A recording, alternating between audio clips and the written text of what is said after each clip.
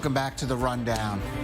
Well, it's the sex abuse case that has strained diplomatic relations between Israel and Australia, has led police to recommend an indictment against a sitting Israeli minister, and unfortunately it seems to go on forever.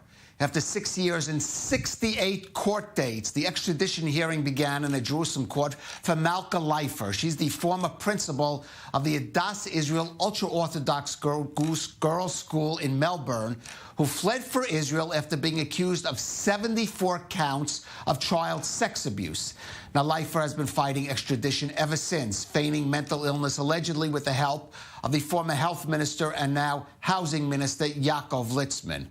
Well, joining us now is Manny Waks, the CEO of Kol V'Oz. He's been following this case closely as an advocate for sex abuse victims, and he joins us now from Jerusalem. Manny, first of all, I know you've been following this case there in the court. Tell us about what happened in the court today, and reports of really, I have to say, no matter how you feel about the case, an ugly line of defense by Malka Leifer's attorneys. Absolutely so, Caleb. Today was hearing number 69. We've had 68 hearings prior to today, which has been scandalous in and of itself.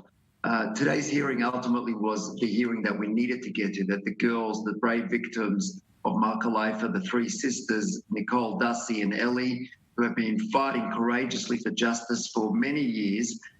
Today, I was the only person actually in the courtroom on behalf of the victims from Australia. Obviously, the Israeli prosecution is handling this matter, so I was conveying to them live from the courtroom what was happening, and it was really difficult to listen to some of these claims and arguments the defence were making, especially in the context of the potential consent that somehow these underage girls, school children, would have consented to some sexual encounters with their school principal.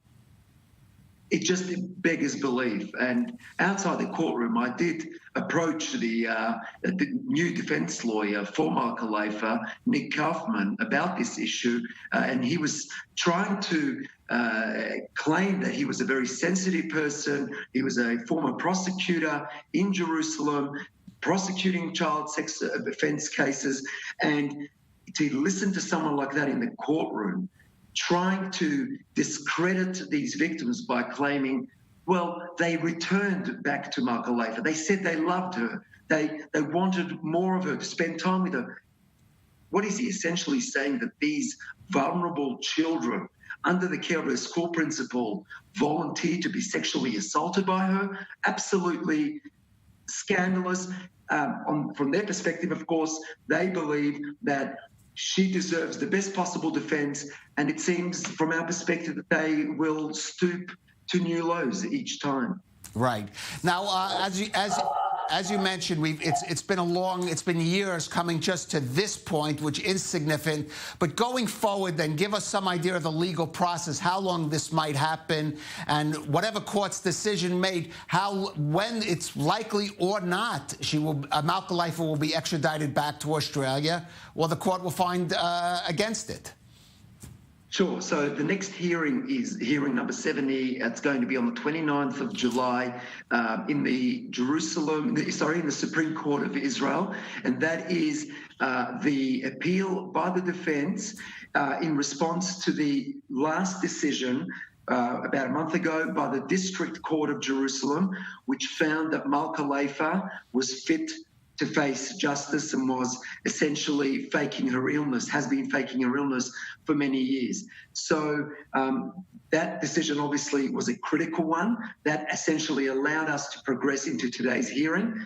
But on the 29th, in just under 2 weeks, we're going to see the appeal take place regarding the mental fitness decision by the district court. So that will obviously be a critical one because, as we expect, the Supreme Court will find no grounds on which to reject the defence's appeal, and we expect it really to be a procedural hearing, as most of the future hearings will be. Of course, the defence will again try to use whatever is at their disposal to try to defend their client and to try to take whatever means to ensure she doesn't make it to Australia to face justice.